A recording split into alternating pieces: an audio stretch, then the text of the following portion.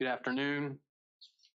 We call to order this meeting of the Board of Supervisors and Tourism Advisory Committee, general work session. Public comment. If there's anybody here for public comment, you can come on up, state your name and your address, and keep your comments to within 3 minutes. Mr. Dines, do you have the shot clock up, or can you? I think.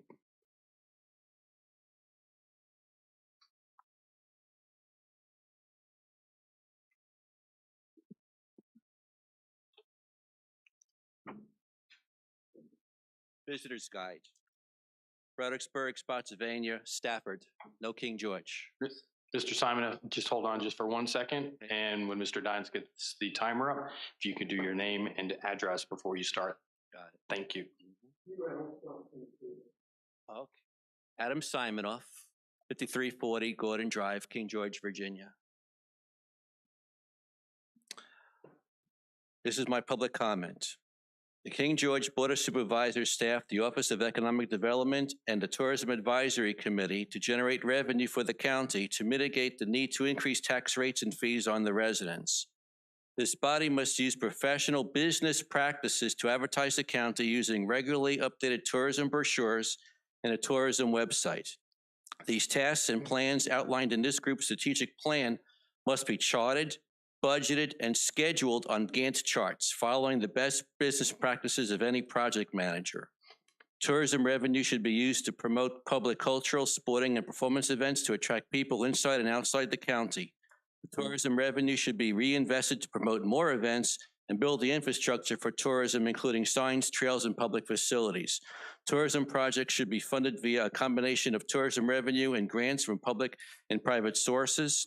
I've noticed that the tourism website still is not found by Google. I think that the developer needs to look for a no index metadata tag in their computer code. And I noticed that a visitor's guide from Fredericksburg, Spotsylvania, Stafford omits King George. That's my statement. Thank you. Thank you, Mr. Simonoff. Anybody else for public comment? Mr. Ashton.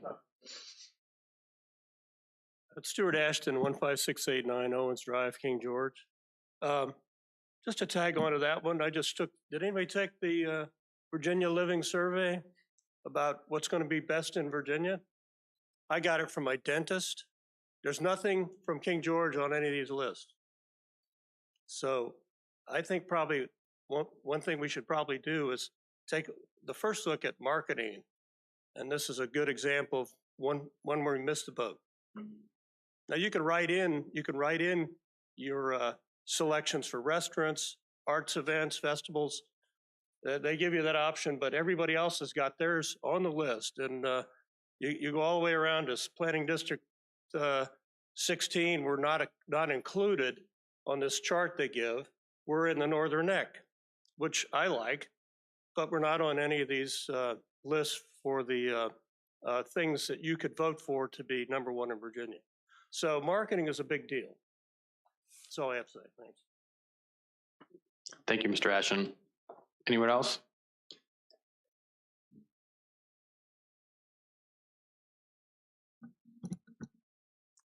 Warren Veazey, 8229 Lighthouse Lane. As a member of the Tourism Committee, I wanted to read this out, and also actually ties into strategic planning. So as you're probably aware, the Virginia State budget amendment to acquire the 450-acre property known as Lake Caledon as an addition to the Caledon State Park has been introduced by Senator Richard Stewart. And as a tourism member and member of the Friends of Caledon, I encourage you to support this and write a letter from the board to Senator Stewart. There was also a bill from Delegate Turian because Richard Stewart says he cannot support the Dogger Heritage Road Trail because he has a conflict of interest as the trail goes through his property. So Delegate Turian has put in a bill to study the DRHT to look for its suitability and becoming part of the state park system under Caledon's management, due in October. Obviously, as a vice president of Friends of the Trail and the head volunteer for it, I'm pretty sure it doesn't need to be studied. So I would ask you all to recommend he put in $600,000 in his bill to purchase it at the end of that study, as opposed to having to wait until the next annual. I guess it's every 2 years they do their state budgets, because you need a bill to acquire a property to a state park. So I would just ask you all to write him a letter asking him to modify it to include that 600,000. And just as an aside, you're getting for 220 acres at 600,000, that's $2,700 an acre. Lake Caledon, 440 acres for 6.5 million, that's $14,000. So it's a pretty good deal. And as opposed to open field and forest, we have a operating trail with all sorts of parking lots already done, et cetera, that we've been working on over the years. Thirdly, and this just came up last week, Maryland is having problems replacing their nice bridge. They had received a $200 million grant, federal grant, to build the new bridge with a pedestrian bike lane on the bridge. That was in the original plan. Over the years, it's been downsized to save money. So currently it has no bike pedestrian path, and the federal government says, well, you're not getting $200 million. So the governor of Maryland and MDTA, who is the organization in control of the bridge, are now relooking at keeping the old original 1942, I believe, Nice Bridge as a pedestrian trail, or not trail, but bridge, to enable them to still receive that $200 million. So I offer to you that you all should write, the two of them, a letter in support of that, because a third little thing just came up is the Morgantown power plant across the river is going to be closed this June. So when it closes, the railroad that's supplying it will be shut down and hopefully become a trail. So you will have a trail down to Morgantown, go across the bridge, tie into ours. So all of these are perfect for our strategic plan. All right, thank you, Mr. Veazey. Anyone else? Mr. Dines, anyone online? Okay, then we will close public comment. Next up, Mr. Minor with the strategic plan presentation. And I think since before we get going on that, we do have one new face over on our side and we have new faces on the other side. If we could just kind of go around and just introduce each of you all, and we will do the same so everybody knows each other. Mr. Veazey? Well, let's take my first line away. Warren Veazey, I'm the outdoor representative for the Tourism Committee. My name is Dee Strauss. I'm the education representative for the Tourism Committee. My name is Becky Stewart. I'm the musician for the TAC. My name is Dave Hall, representing the agricultural end of the county. Bob Beard, ex-realty expertise. I'm chairman of the TAC. I represent the historical aspects of the county. Richard Granger. I'm the Board of Supervisors, James Madison District. Jeff Stonehill, Dahlgren District Supervisor. Annie Kupka, at-large supervisor. T.C. Collins, James Madison. I'm James Monroe District. Kathy Binder, Shiloh District. I'm Chris Miller, the county administrator. And Mr. Chairman, if I could just make a brief intro to why we're here, because I know some of that, I know you all know about it. I don't know if all the TAC board members, I'm sure Nick has kind of shared some, but the Board of Supervisors reviewed the TAC strategic plan at the 21st of December meeting, and it was the direction of the board to want to hold this type of a meeting to make sure that the two boards are on board with the direction that was presented, that Mr. Minor had presented. So I think that's the opportunity. I think there's another item on here that kind of speaks to some other opportunities, and I think that the board wanted to just make sure that we're moving forward in a unified way. So that was why we did that. So. Just when we were going around with the names, Mrs. Lackey.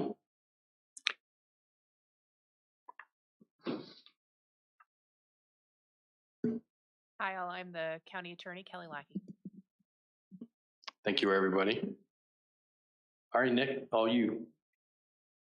Thank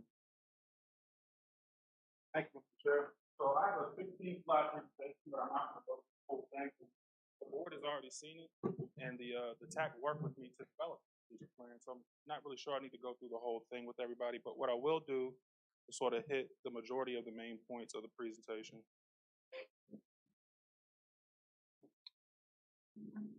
So again, the approach and methodology was to start with a focus group and then build out towards, gather that information and then build out towards a survey.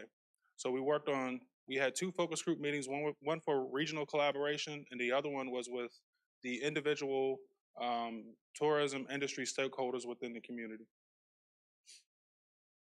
So again, we had 101 responses, 75% of them were residents, 15% were business owners. And then we went through a variety of questions. The majority of them focused on brand and reputation, tourism asset identification, tourism support, opportunities and barriers, itinerary development, and target demographic. So then moving on to the section part of it, tourism assets, visitor profiles, and brand reputation. So this sort of goes through some of the main questions, or how we sort of developed our strategy based on the questions that we asked. So using any number from 0 to 10, 0 being the worst and 10 being the best, what number would you use to rate King George as a location? Weighted average was 5.6. And then the question, why did you rate King George County the way that you did? Some of the common responses, or the majority of responses, was not many activities or historical sites. It's not a tourism destination. It's a great location. There were some positive comments. Great location and differentiated from the rest of Nova. Needs to just a little bit more in terms of restaurants, breweries, bed and breakfasts, etc., and then could offer more to attract visitors. Then going into another question, what are our best assets? The majority said the rivers. The trails was 71% of the respondents, 69% of the historical locations, and 57% said wineries. Close fifth was 51% with public parks. Let's see. So then where should the county focus its marketing? How should we be spending our dollars? Number one was in outdoor recreation. The other one was on business tourism. So business tourism, sort of we categorize this as like your wineries, your breweries, those type of activities where people get in their cars, come to sort of enjoy that experience, right? And it's a business experience. Historical landmarks and locations, and then fourth was events. But then for our visitor profiles, who we identified as that King George County visitor, that King George County tourist, it's going to be mostly families, outdoor recreationists, and then your business travelers. Your business travelers, mainly because we get the majority of our tax dollars from the hotels down in that Dahlgren district that's generated from those visitors who are coming to either train or visit the base. So we need to design itineraries or design activities focused towards them. So strategic anchors and objectives in our marketing. So for our mission statement, we said promote King George as a gathering location for all by offering experiences through collaboration, creativity, and convenience. And then for our vision statement, we developed King George County, a proud tourism community at the convergence of history, technology, and nature. The reputation that we'd like to have from people visiting the county is welcoming, inclusive, authentic, and unique. So we laid out 10 objectives. I'm not going to go through all of them. You guys have seen the strategic plan. You guys know what's in it. But some of the ones that just to highlight is the looking for opportunities of river access, marketing, spending, and metrics.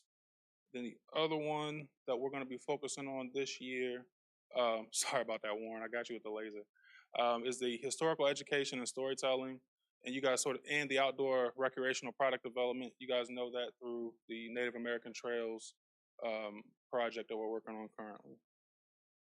So for our strategic marketing, our target tourism markets are outdoor recreation, events, and people who love history, whether that's military history, Native American history, colonial history, Civil War history. We want to try to capture those stories and then figure out the best way to tell them. And the best way we think we can tell them is through outdoor recreation. So what can we do in this community to bring people here and they can learn something while they're outdoors? So what's the best way to tell that story? So for target geographical markets, anything between a 6 and 8 hour drive, we don't assume that somebody's going to get into a plane and come specifically to King George County. We don't think that's going to be their motivation. However, if you are within that 6 to 8 hour drive, we think that we can get you here. There's some sort of activity or event that we could put on to bring you to bring you into the county. In our out of state markets, we're looking at North Carolina, South Carolina, Maryland, Tennessee, Pennsylvania, New Jersey, New York, Ohio, and Florida.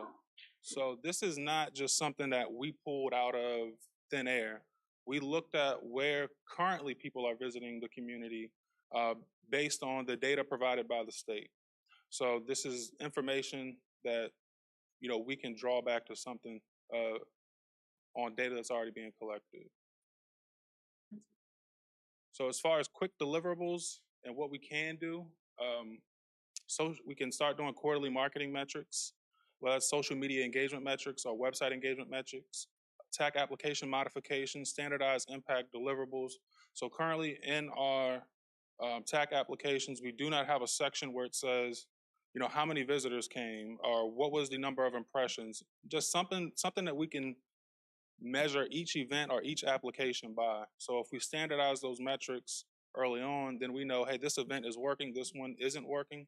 This was not very successful, or this one was very successful. So having a standard to measure all our applications by as far as the effectiveness. So marketing content and development. So start building content that we can actually put on our websites. We can actually put on our brochures. We don't have a huge photo library bank. We don't have videos to share out there. The blogs we're doing currently through our newsletters. Itinerary development, we need to start putting together itineraries for visitors who are coming here. Hey, here are a list of things you could do in King George County. Here's where you can stay, and then sort of build a story around that. So what the state calls it is like a hub and spoke method. So you have your hub, which could be Caledon State Park or Doggin Heritage Trail or one of the rivers, and then your spokes are the little areas you go as you work off of the hub. So just looking at things like that. So major themes and takeaways, again, we want to stand on that corner of outdoor recreation and historical storytelling. That's where we think we can separate ourselves from the rest of the region. While you have the city of Fredericksburg, which is much younger tourism crowd, and you have Stafford, which is much more colonial, George Washington's boyhood home, they're really into sports tourism. And then you have Spotsylvania County that's really into the Civil War history. Nobody has really taken on the outdoor recreation side and from a tourism perspective in the region. And so then the outdoor recreation is why they come. The historical storytelling is why they keep coming back, right? Every time they come back here, we have some great outdoor activity, but we add something to it, a King George flavor, if you will, is the way I like to put it. The other part of this is to embrace our rivers and trails based off of what we've gathered from our tourism, from our due diligence and working through the strategic plan. These are things that we need to start looking at or viewing as assets, embracing them, and trying to figure out a way to enhance them and elevate them to bring more tourists here. The other side of this is business tourism. Again, the wineries, breweries, and restaurants. This is going to be a major thing for us moving forward. Any way that you can tie what we're currently doing in outdoor recreation or historical storytelling into that restaurant scene, into the breweries, into the wineries, I think is really going to help us draw more visitors to the community. And then sports tourism is the new market that we want to try to go after or try to explore. Working with Parks and Rec Department and working with landowners throughout the county, we think that we could potentially find some other locations or existing locations that we can start to recruit sports activities to. And whether that is Little League baseball, soccer, or some other event out there that we could utilize the space that we have to bring them here, that's something that we need to start developing to tap into that market, especially given our geographical location.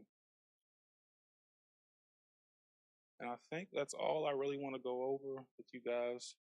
I'm happy to take any questions off the presentation, or we could just jump right into the discussion. So.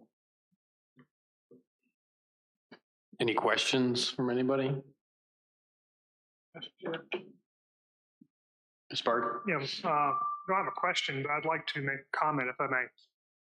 As a longtime resident of King George, I have to say that this year was unique This year is the first time I have been able to celebrate a major family event, holiday in King George, because as a result of the efforts of the county in supporting small business development, we now have some facilities where you can hold good celebrations, meaning the wineries. Okay. However, that is beyond the scope of tourism per se. It all reaches over into EDA. So I think that much of what we're doing is EDA and tourism combined, because we haven't had facilities here in the county to support, provide food and beverage opportunities, entertainment opportunities for tourists or for our residents. So we've taken our money outside of the county and we have not attracted people into the county. So I think a joint effort is, certainly in order. I'll also comment that talking to the about the outdoor recreation side of things, the facilities at Caledon and the wine festival and so forth are wonderful and attract people into the county. Certainly, the rails to trails with the races that they run over there, equally important. Something that we've talked about is the rivers. I've had some conversations with representatives from U.S. Fish and Wildlife about potentially increasing the parking at Wilmot. And I've discussed it with some of the owners of Back Porch Winery, and they're excited if we can get a better boat landing at Wilmot and more parking, perhaps do canoe put-ins at a hop yard, bring them down the river to Wilmot, truck them up and have an outdoor event in a venue like Back Porch. So there's a lot of opportunities by taking a broader view in addressing tourism, business development, and serving our own population. So that's my 2 cents. Thanks, Mr. Perry. Anyone else? Open it on up since you jumped right in on it and opened it up for us. Anything else? Becky Stewart, I think being new to the group, I've lived here 33 years, so I've seen there are a lot of good things. This is a great place for families, and I think that is definitely an attraction of the county for young families and for the outdoor sorts of events. And I'm very excited being in the music business. My husband and I have a music business. We perform and play in Fredericksburg quite a lot, so I'm kind of looking to things they do there. So I'm excited for the year of 2022. I think things are opening up and I think there could be a lot of good things.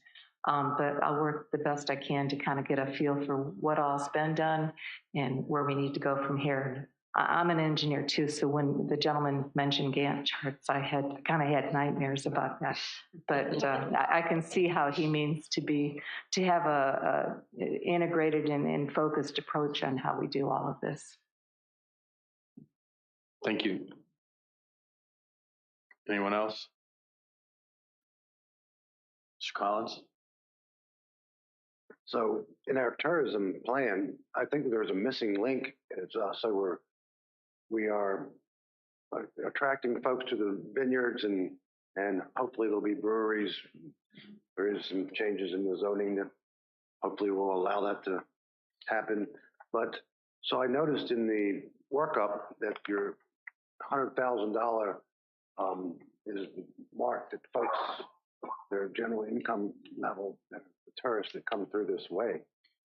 So when they come to a vineyard and let's say that there's a wedding and there's no place for them to stay, no bed and breakfasts, or not many, Airbnbs. So we have to keep the people here in order. So this is about revenue.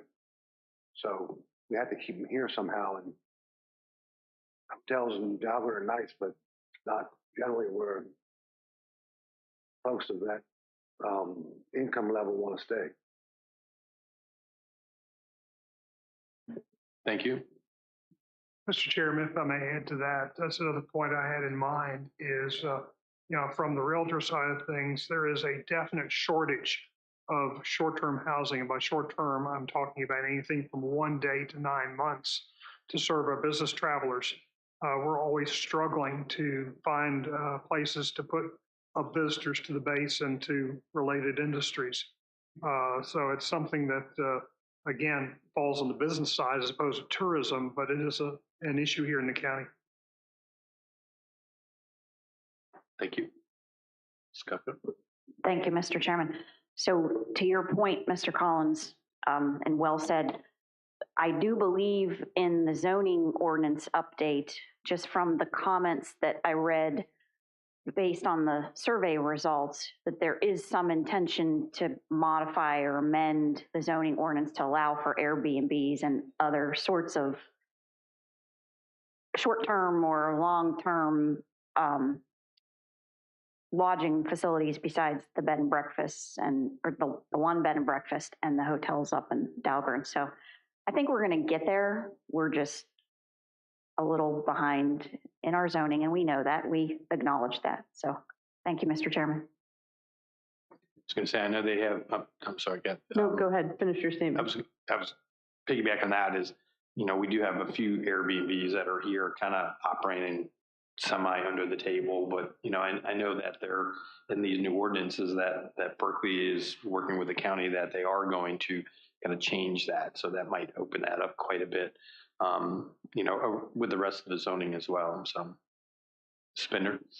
One of the other things, I know we focused on the sports tourism, which I've always been a proponent of, is not just focus on soccer and baseball, but look at other niche sports, sort of cornhole. And I just learned a new one, World Chase Tag, where it's like this course and they play tag.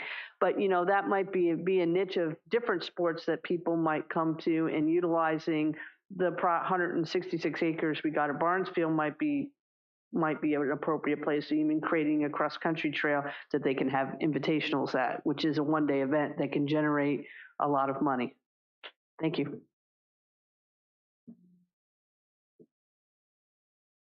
Cervisi?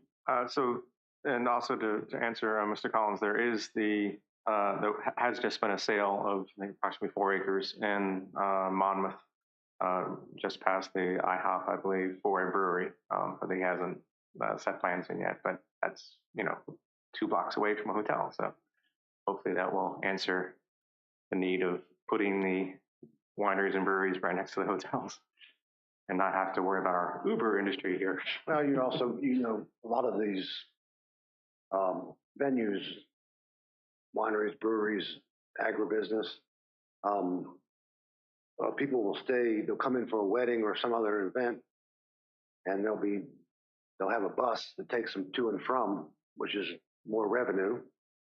So it doesn't have to be within the confines of the couple-mile radius. But I find that for myself, traveling to weddings and so forth, that I look for a place to stay close by that I can get transportation without driving. And I think that would really help it out a lot. Also, to follow up on that, the 2 of the races of the 3 that we do on the trail this year are going to start at the Walmart area in that parking lot area, and then be bused to the other end or run to the other end and run back, just to help people stay in the hotels there afterwards. So we're actually adjusting our starting locations for the races to help people stay in the hotels, because we do have, I don't know, usually 5 or 10% are from far enough away that they're not, driving home after the race. So the Little League, the National Little League, whatever that is, they've had some tournaments here in King George over Sealston. And I've gone up there and talked to the folks from all over the place and asked them where they're staying. Not one of them is staying in King George County. So we got to get them here. They're here. We just need to keep them. We did get that email from the race folks as well, saying that they're sold out already for the race, which is great. And hopefully they'll do that trail through the woods to the hotels again to keep some of those folks that are here. So,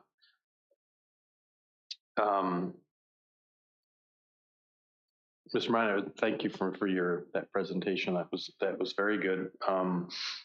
my question for all that is, how are you going to do all that? What's the implement, how are you going to implement all this?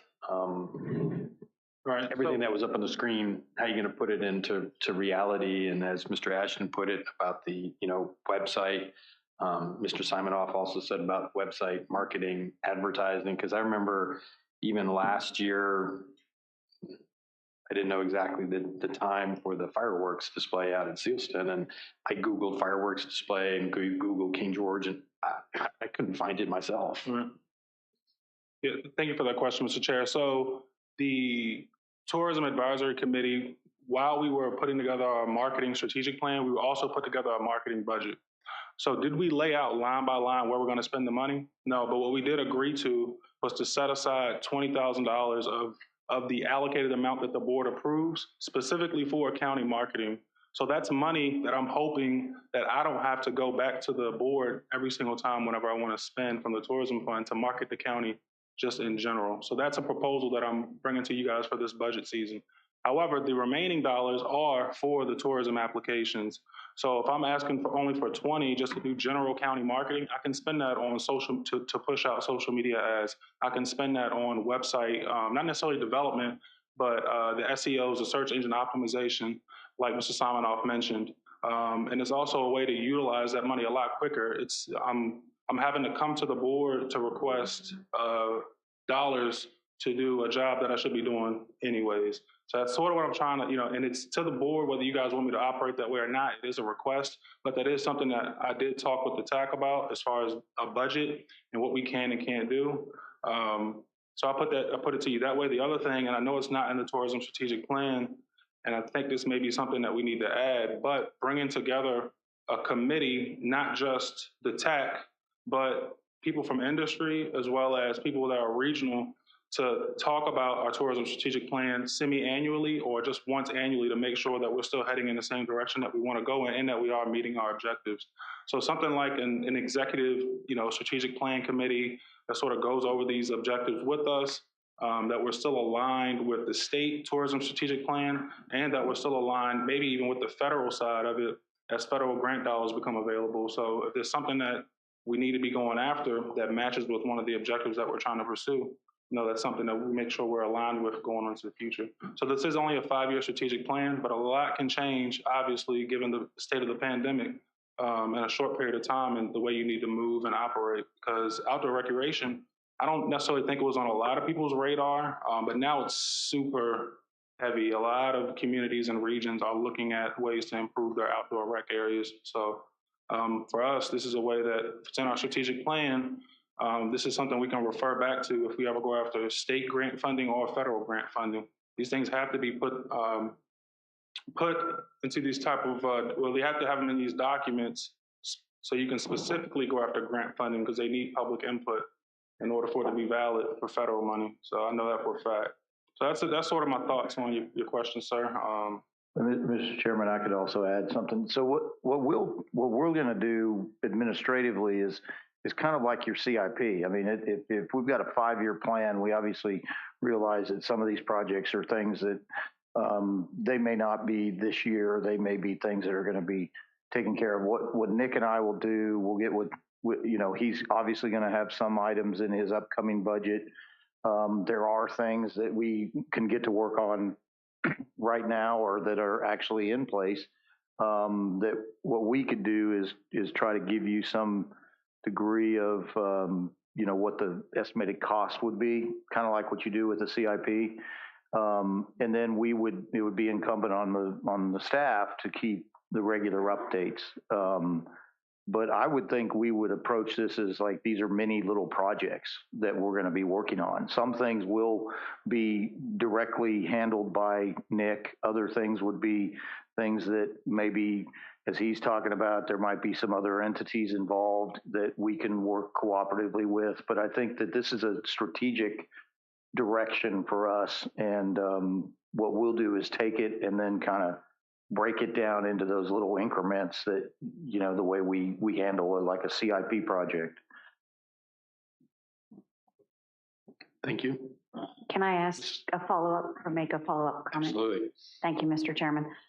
So I'm not going to try to put you on the spot, Mr. Minor. I don't expect an answer, but I'm just putting this out there for food for thought.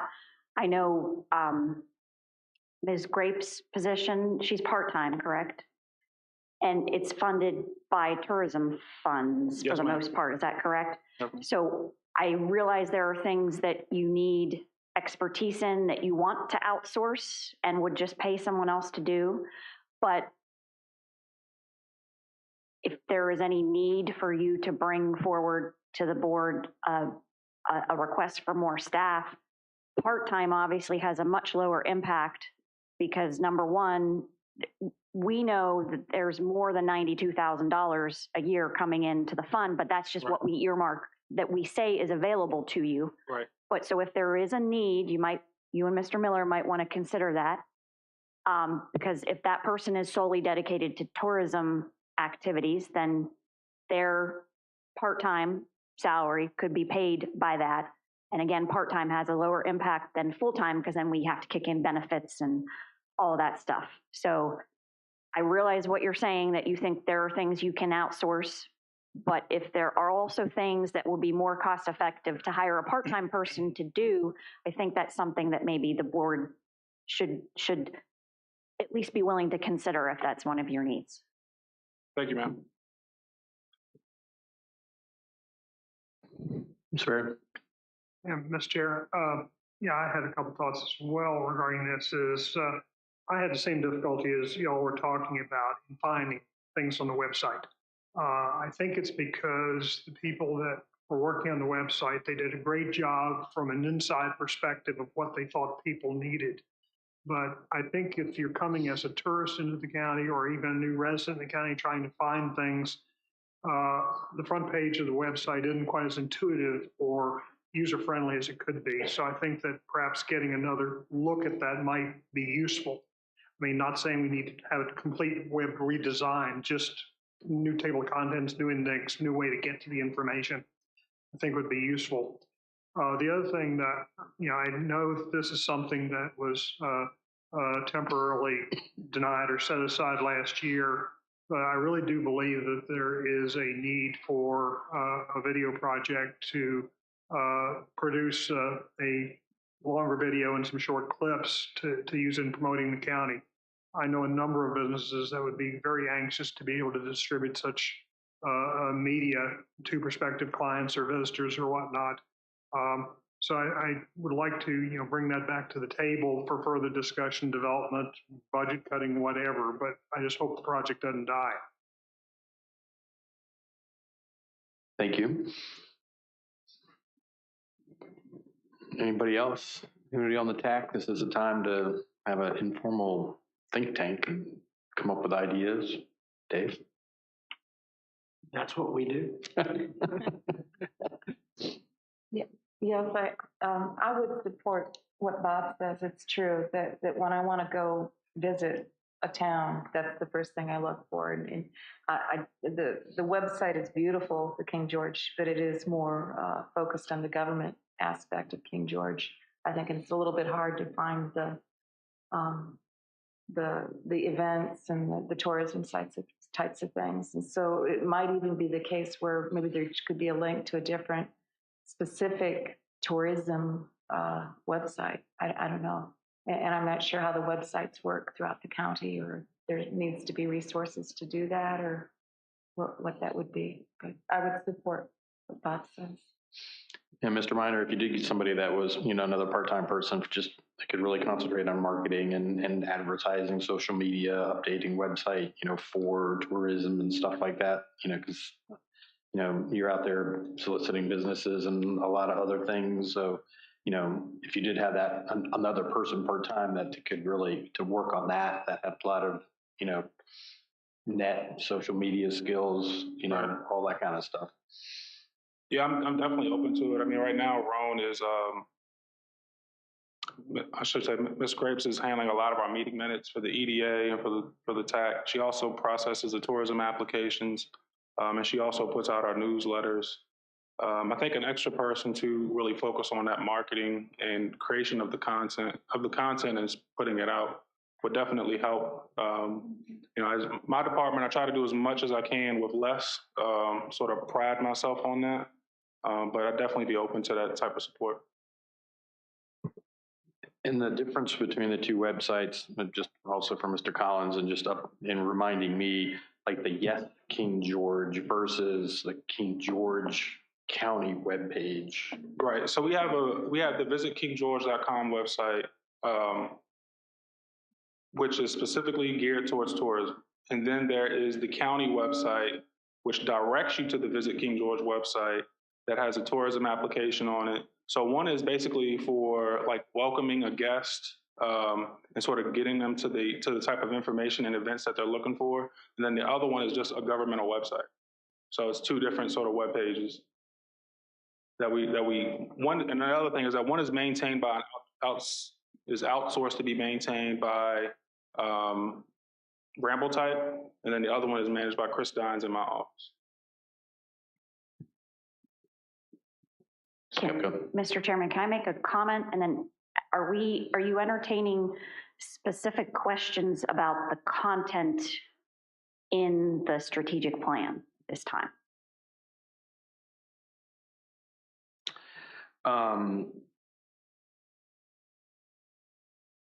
Yes.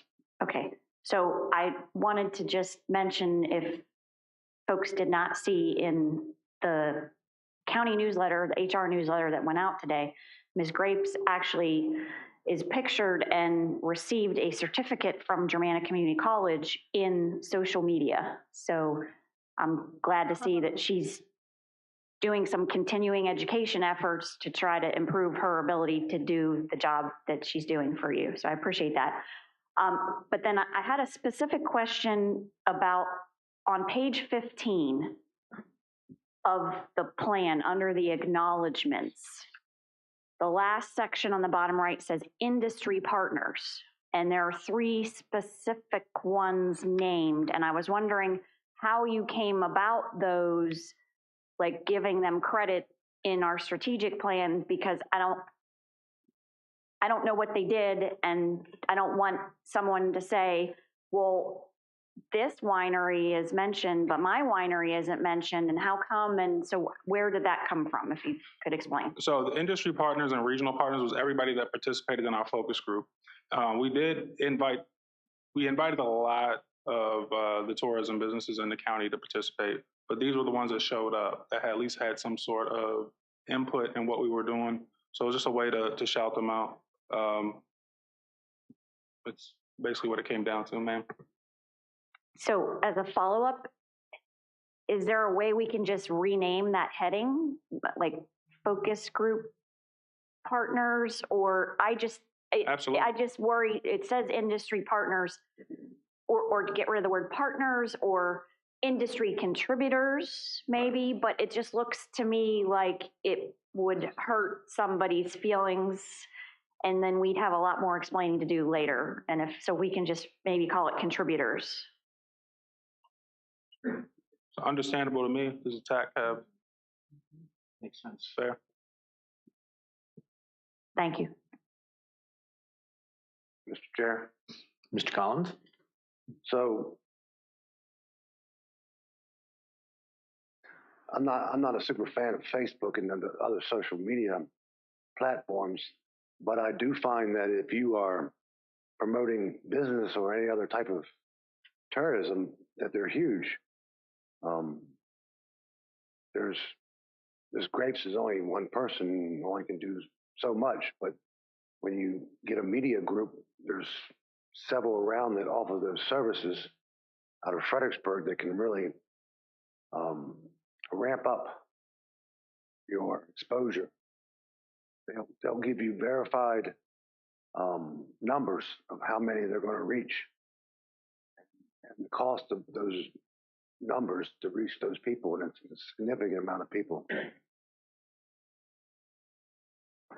So my question, I guess, after that statement is, are you all using any social media groups to promote tourism? So currently, in-house, we manage that between me, Ron, and Kim. What we outsource is the Google AdWords through the website, which is handled by RambleType.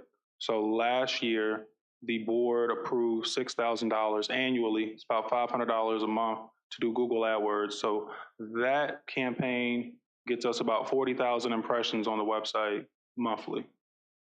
So those impressions so you can get those impressions in the specific zip codes that you want to target.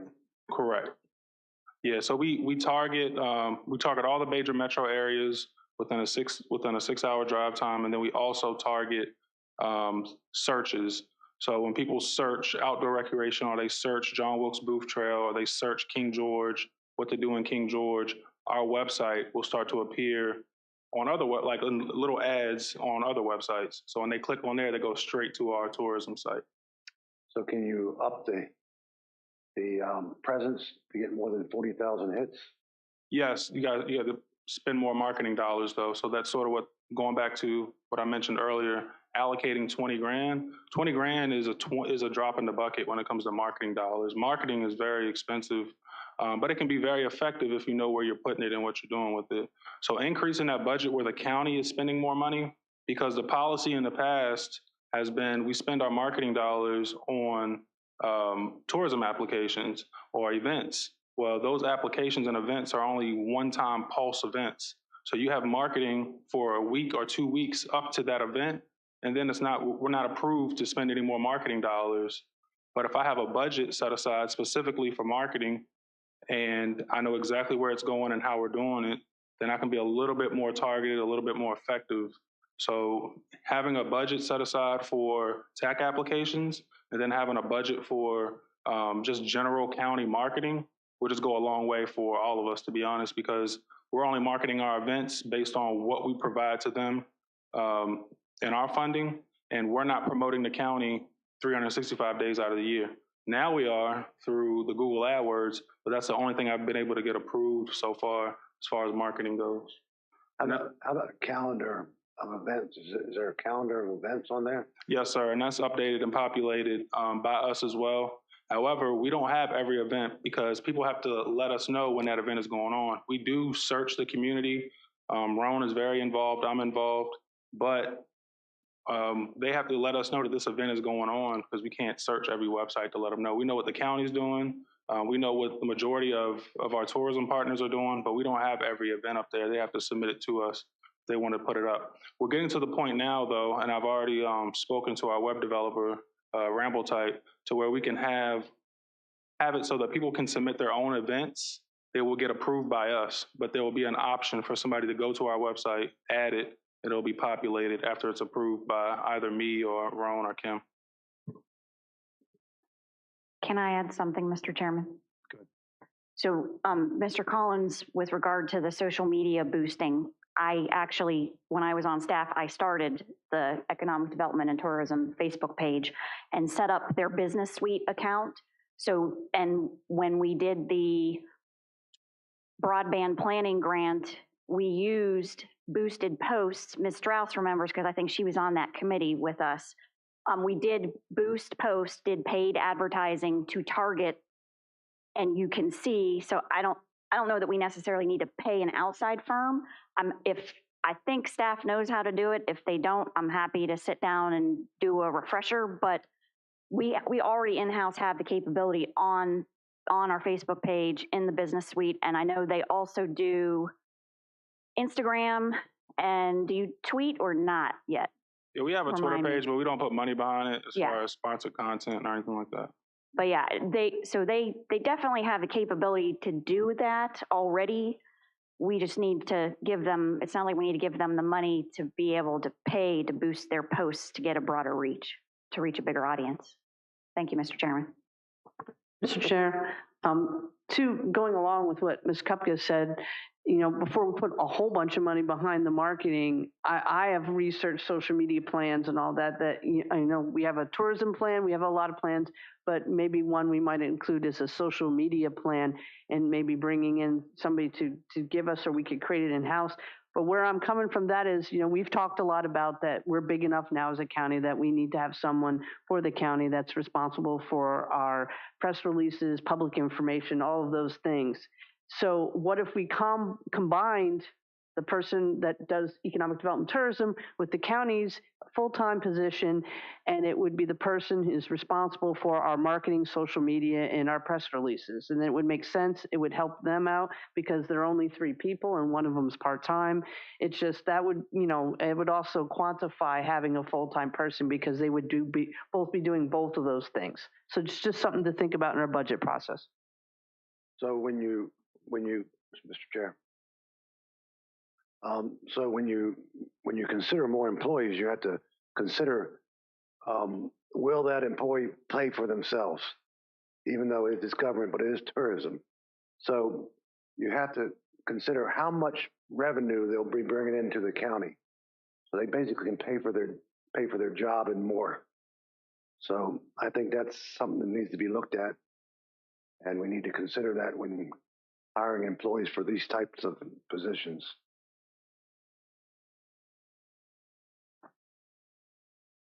Mr. Chair, comment regarding that is having a singular person coordinate for the county and work for the county is going to also do something else besides just consolidating funds and just focusing the efforts. That person will be able to take direction from the county and have a singular look and feel and continuity against all of the county sites. So we'll have a coordinated image as opposed to piecemeal, because every developer does things a little bit different, and whether it's the front end or the back end of the site. So I think it would be worth considering, a singular person, whether it's inside or outside. Second issue just popped into my head here. We're talking about marketing something. We're talking, new world here with social media, but what about old school exposure on 301? I've been doing some research lately. A billboard coming off the bridge, 55,000 exposures a week. Okay, for $550 a month. So just a thought that we may keep that in the back of our head. Would that be any benefit to us?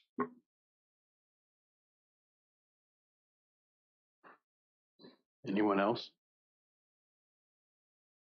No more questions or comments for Mr. Minor and the strategic plan, Mr. Chair. Mr. Collins. So generally speaking, when you have an employee, let's say that works for the county and they are tasked with tourism, they'll probably do more work for the county in the county government than they would for tourism. So I think that it would be more advantageous to be earmarked specifically for tourism to bring in that money, not a dual position. Mr. Chair, I see where you're coming, but I like what Mr. Baird said with the coordinated effort, is then everything would flow together. In tourism, everything goes together as one county function. So having that one person that is an expert in social media and be able to spread our message, whether it be stuff that the board does or events that the Parks and Rec is doing or stuff we're promoting, I think would be a positive thing together. So it's just 2 opinions there. Just not to argue the point, but in my experience, when you hire somebody as whatever and you give them 5 different job classification jobs, they're going to spend more energy on one than the other. And sometimes that one will overcome the other. So I think it would be not in the best interest to have, they need to coordinate with the county, of course. It does work together, but they need to be solely focused on tourism and bringing revenue to the county and promoting the county tourism. Plus revenue, not a negative revenue. It's kind of like my printer at home. I have a 3-in-1 printer. It prints very well. It doesn't copy very well. So kind of goes along with that. But I was just thinking, for a joint position, about the funding aspect of it, it's, if they're doing tourism, that can be paid out of the TAC fund, as opposed to somebody that's more working for admin as a PIO, which is going to have to be a completely different person. I mean, they're going to have to be a person that can be on the news, who can talk to the newspaper, and someone that's different, as opposed to someone who might be able to jump on a computer really quick and be very bubbly and get all the stuff for tourism out there and social media and things like that. I think it would be kind of difficult to not saying it's possible to get that one person. And then for funding, if we have a joint position, is it going to be funded from admin, or is it going to be funded through the TAC? So I see trying to to kill one bird or two birds with one stone. I understand that, but how do you separate that? Well, that was my point exactly, Stonehill. So if you have, let's say, you use the word PIO, and they're doing the tourism, they're going to spend more time on the water authority and trying to keep that out of the news than they are promoting tourism. So I think that, again, it should be a singular type action. Well, just the follow-up point, Mr. Chair. I mean, we are a county we're not there yet, 50,000 or more that have all these funds. But I do know, having kids of the college age, that I, talk to a lot, that there are majors where they teach them how to do this stuff, all of it together. I forget what the actual title of the major is. It wasn't there when I got my degree in communications, but it's there now. So I know it's possible, but it's just putting it out there. Okay, thank you all. Anything else from anybody? Mr. Barry? Just one comment regarding the discussion here is, we're actually, in a way, kind of talking about two different functions. You're talking about the messaging, and then you're talking about the implementation through social media. So you've got the back end geek, and then you got the PIO. So maybe it is two different functions. I don't know, but just, it is kind of two specialties in a way. If I may, Mr. Chairman, so the discussion about the PIO is something that's obviously very, current. We do have a need for that, and we've talked about this in different fashions. I think that what has happened is you have kind of a hybrid that has happened in the county. You have, our fire and rescue handles there. You have the sheriff handles his. Nick is handling his stuff. You've got Chris Dines, who's trying to keep our infrastructure for information systems in place. He's also doing some things. So there would be, there's a definite need for that, PIO position, and how we do social media and social marketing. Now, when we come to the tourism, I do think that we have to be careful that you're not just throwing a whole boatload of things on a position like that, because the tourism function that Nick performs, this is a great first step, or to have a strategic direction, and then how we do the marketing of that. I think it still needs to stay within the tourism. Not suggesting that we're going to add a bunch of positions, but I think that if you take care of one, you may solve the other, and that may be where we are. And I do like what Ms. Bender, Supervisor Bender indicated, is possibly we look at some kind of a RFP to discuss, get a social media expert in here and say, okay, this county needs to do that. I have a son my oldest son works for KBR Engineering. He does this, and I'm not saying that obviously he's not involved in any of what I'm talking about, but to Mr. Collins' point, Supervisor Collins' point, there are folks out there that's what they're doing, and they go to school and they do this, and they're instantaneous on Instagram, they're instantaneous on Facebook. My son told me that Facebook is you might as well forget about it. It's Instagram now. It's Snapchat.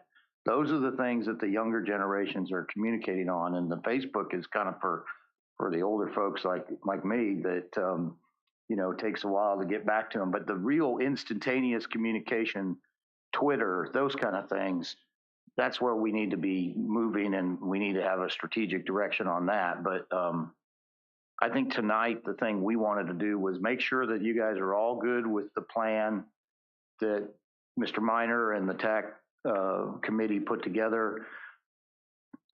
If there's things that need to be added, if there's some issues, and obviously the issue of how this is marketed and how we market events and how we can capture activities that are going on in the area, that's really part of what we can do in terms of the operational responsibilities. But I do think that, we just want to make sure you're good.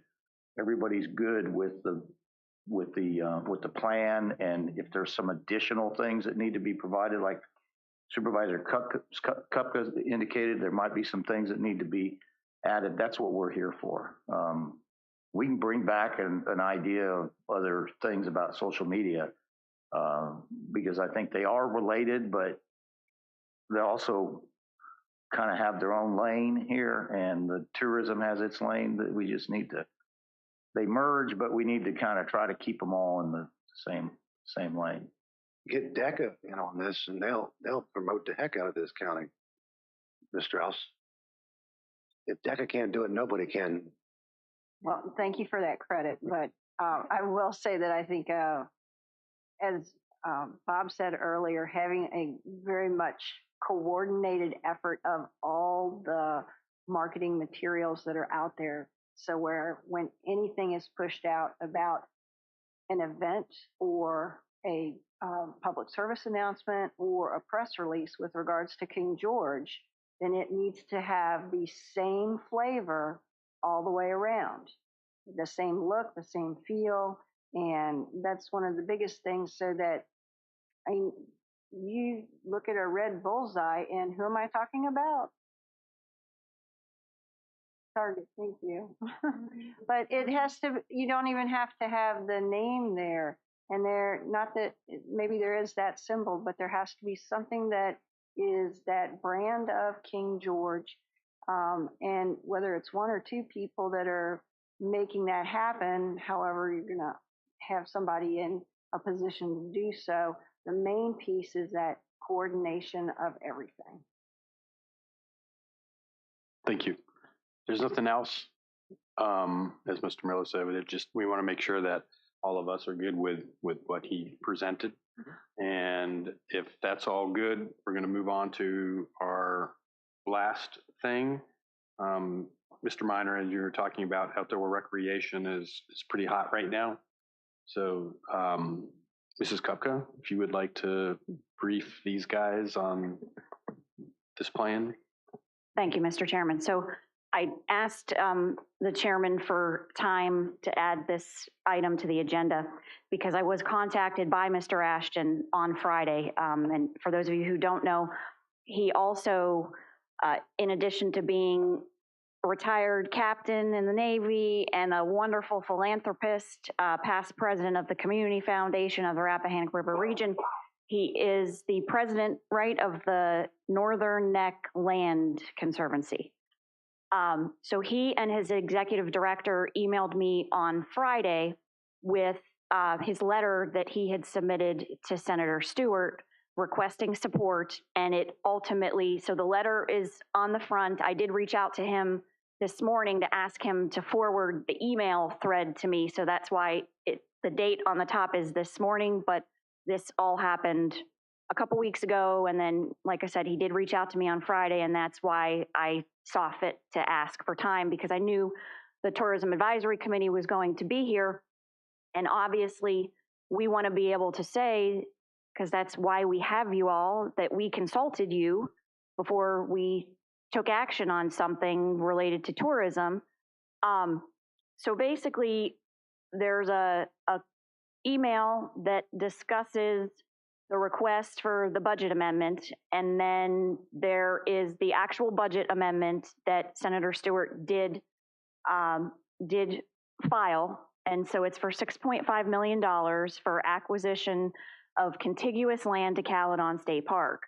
And so the intention, my understanding, I spoke with Mr. Ashton on Friday evening, and I spoke to Senator Stewart, is that this particular budget amendment only pertains to the acquisition of the Lake Caledon property. There are a couple of grant sources alluded to in Mr. Ashton's email, and then there's actually another one that is not ready for public right now, is what I can say, but that the sum looks like it's going to come in around $6 million. And so why it's important, why there needs to be an appropriation in the state budget for the acquisition is then that's like a line item there that can be appropriated to acquire the property, but then the grant sources can be sent to the state to satisfy the majority of the line item that was requested. So this is sort of like, for my colleagues, this is like, we got the $500,000 grant for Ralph Bunche High School for the roof, right? We got that from the National Park Service, but we had to put a CIP line item in for $500,000 for us to be able to accept the money and spend it. So that is kind of what's going on here with this idea. So then there is a separate budget amendment that Mr. Veazey mentioned in his public comment, and that's from Delegate Torian, and that is for the suitability study for the trail. So I just want to make it clear that the one related to Caledon right now is just regarding the Lake Caledon property. I also attached the plat for, oh, and I'm sorry, I think I put Walnut Hill on there. I put the wrong one on there. I put Walnut Hill on there, didn't I? Sorry about that, folks. I thought I had the Lake Caledon plat on there. You can see I've been looking at lots of stuff lately. But my understanding in speaking to community development today is that there weren't proffers in that plat has already been recorded at the courthouse, was recorded years ago, was approved. There is not a rezoning necessary, so it wouldn't be like we'd have leverage to ask for proffers to sweeten the deal or anything. That's approved for 96 homes. Absent something like this where it can be conserved and turned into part of Caledon State Park. So what I'm looking for here, first, I wanted to give my colleagues a first look at this, and then also hear from the Tourism Advisory Committee what they would think as far as our board submitting a letter of support to Senator Stewart for his budget amendment. And then I would ask that if we do that we would CC all members of the Senate and House Appropriations Committees. I don't know, Mr. Chairman, do you want to just open it up to the members of the Tourism Committee to see what their advice is? Folks, Mr. Veazey? Well, I think I've already stated my Right. mine, so I'll leave it for the rest of the board to have any other comments. Thank you. Comments or questions?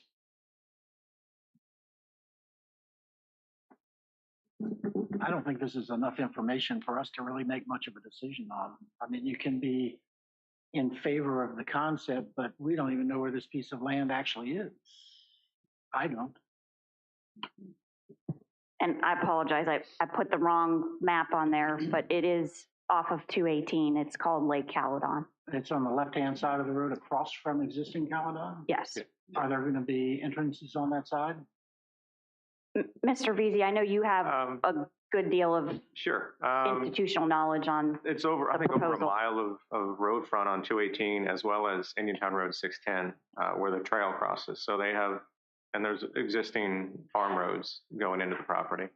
So as I said, it's just half wooded and half fields right now, the property. So, but it's very easy to add access and parking. In part lake.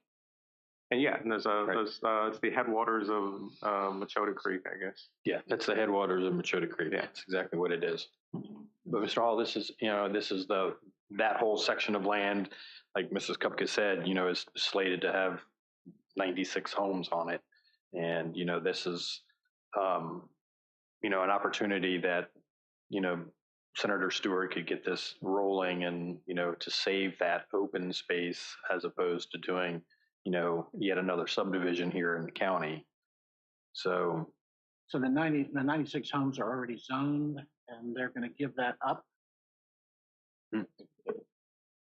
yes, I mean, they would be essentially buying it. I mean, so they'd come up with a price that, if we had 96 homes on it, it was going to cost, we were going to make this much money on it. So And the $6 million figure that would includes cover, purchasing that land? correct. Yeah.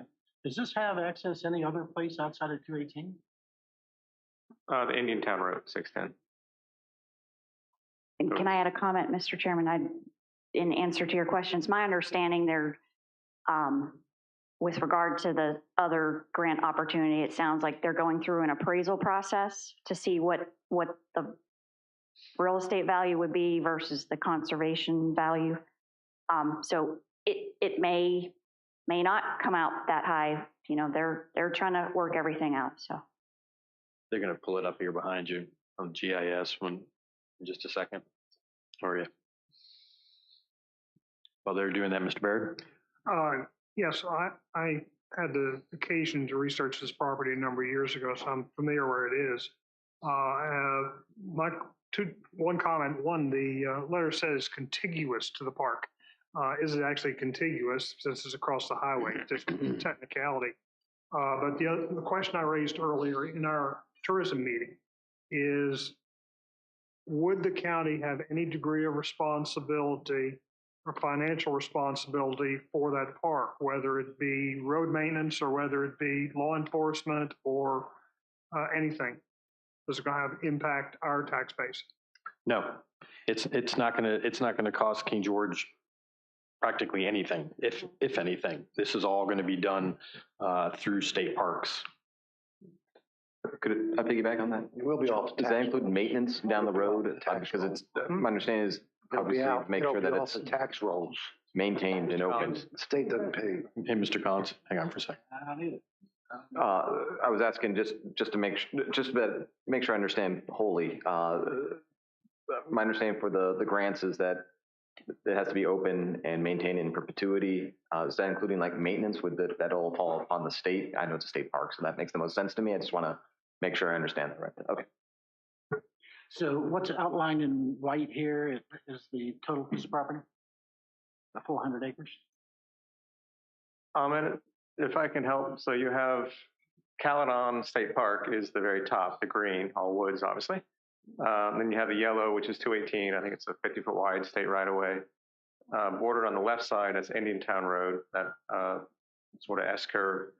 The S-curve that goes through the middle, that's yellow, it's about 200 feet wide. That's the Dog Railroad Heritage Trail. We have a small, like 10, 15 car parking lot where it crosses 218. And then, but Lake Caledon actually is on both sides of the dirt trail across the Machota Creek. So it is actually 6 or 7 different parcels, as well as what you see, the 96 homes, and then there's, I guess, open space to the west and south, where you see the really bright green. That's the creek, and it actually includes 3 parcels on the south side of the Darwin River Heritage Trail that add up to 450 acres. Is that correct? So it's multiple parcels. That's about as clear as mud. Oh, well, there's a laser pointer. do you want me to go back up there again? Mr. Collins asked me if I. Yeah, so if you watch here. What I mean. My understanding is that it's Caledon Road here, that has like 100 here. Here, right. And so it's all.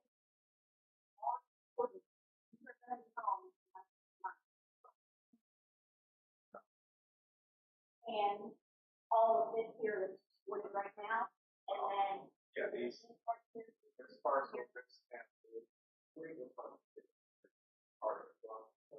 that Caledon Lake? So this is the main highway. So this is but originally she had named it right, it was her family stuff. The 40-acre lake. Yeah, it becomes very lily pad lawn, so it's only now I like kayaking once. So, just to be the bad guy, who owns the property that adjoins this piece, this 400 acres? Who owns that right now? JPI, Gerald Properties. Right, they own the 400 acres with the housing lots on it, but who owns Yes. the adjoining properties to that? Does Gerald Properties own that? Mr. VZ, do you? I know keep out on Silverado, this lot, Greg Miller, who works the base there. Our assistant wrestling coaches built the house with that club.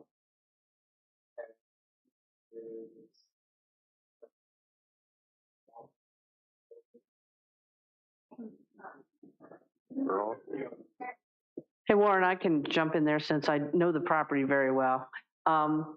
There is a house at the front of the property, and I don't know, is that still privately owned? The little house. Right, there's the Schlem's, and then there's another old, that was Mr. Schlem's mother or grandmother, I forget which one, she owned that house. So I think that's still private, correct? I didn't know if that was going to be a challenge. I know Mrs. Schlem, she loves it, but the other person on the other side. One other thing I want to make, because I've known Mrs. Schlem for a long time. I used to coach her kids, and we used to have events there. They used to have motocross races, and when I was a cross-country coach, we would sell food there to raise money for fun. Yeah, well, there wasn't a cross-country, there was motocross. But yes, it could be a cross-country course, because I'll tell you one thing about cross-country. Lots of people go to these events and they spend lots of money, especially eating, because they're all-day events. And so it is a beautiful piece of property. And what I was going to make a point of is when Mr. Slem taught me the history of the property, it is one of the last natural big land tracts from the original land grant back to the 1600s. So it's just, that's like one piece that's left. It used to go all the way down to the meadows and further, but that's like one of the last pristine pieces that's still together besides Caledon State Park. So can I add a couple more things, Mr. Chairman? So, and I want to remind my colleagues, yes, when I believe Mr. Simonoff brought us a suggestion or proposal over the summer, and at the time I was not willing to do a letter of support because there was no appropriation, no enabling legislation to allow for acquisition. And so I said, no, I need to hear from the state that they're ready. And to me, this is the state telling us that the state is ready, at least as far as this property goes.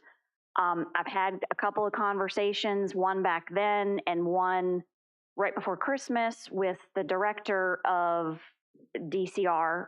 And so it's cabinet level is the Secretary of Natural Resources, direct report to the governor.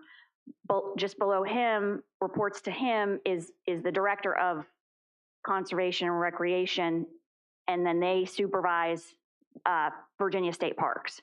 So I've had several conversations with him, and I think at least one of my colleagues has also, where he has indicated that they would be interested in this and that he is aware of folks who have been working behind the scenes and alluded to in Mr. Ashton's email here to arrange the grant financing for this so that at least the upfront acquisition would not be at direct state taxpayer expense.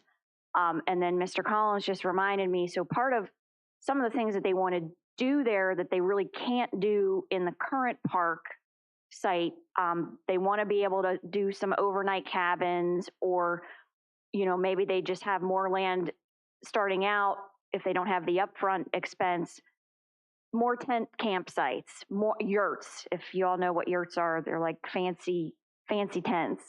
And then eventually move up to cabins, because right now we have a lot of folks that are getting that need at Westmoreland State Park. I mean, I've gone and stayed in the tent camp at Westmoreland State Park, and they're able to do that, and we're not able to do that because we don't have the kind of property at Caledon that would allow for that.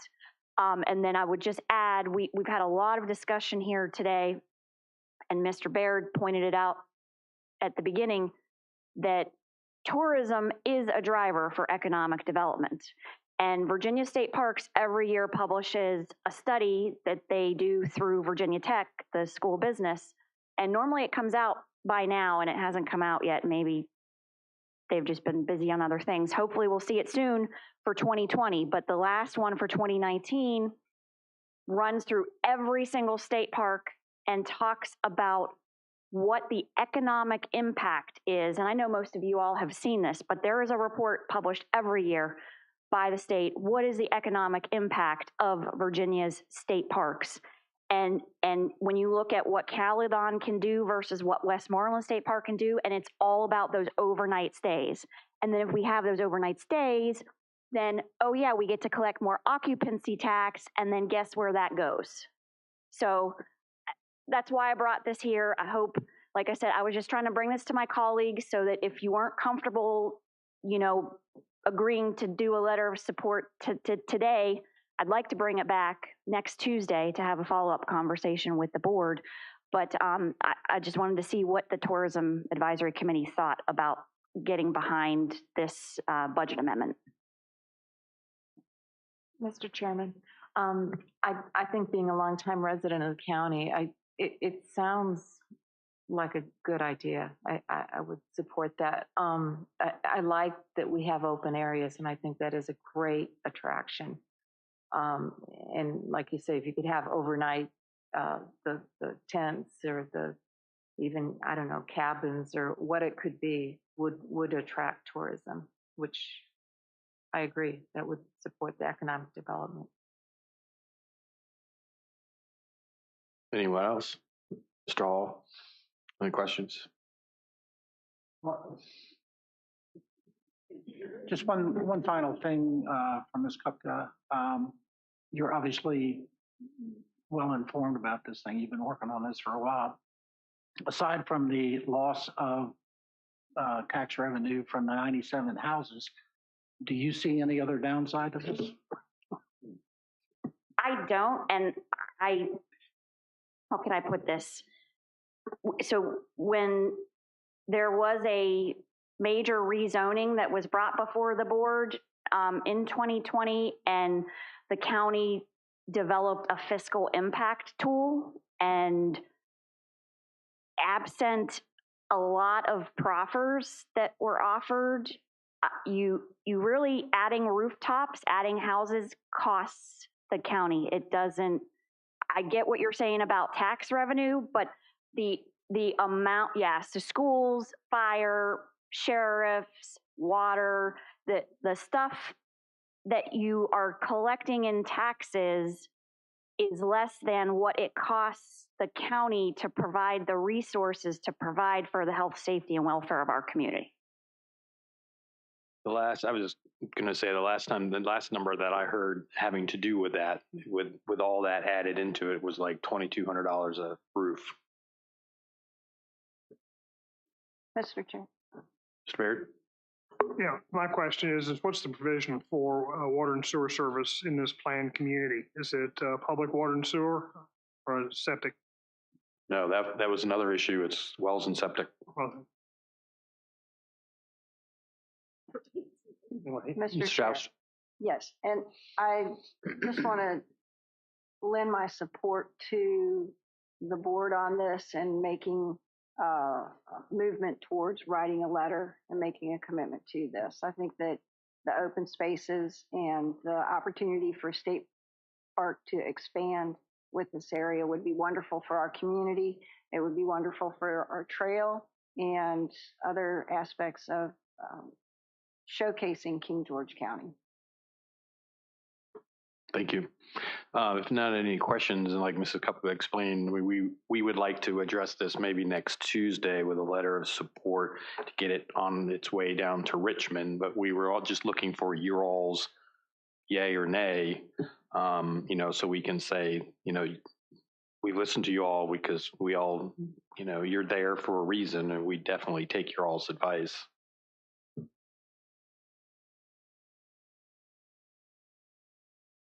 Okay, sounds like everybody is in support of that. Thanks. I know Mr. Veazey was a tough sell on that one too.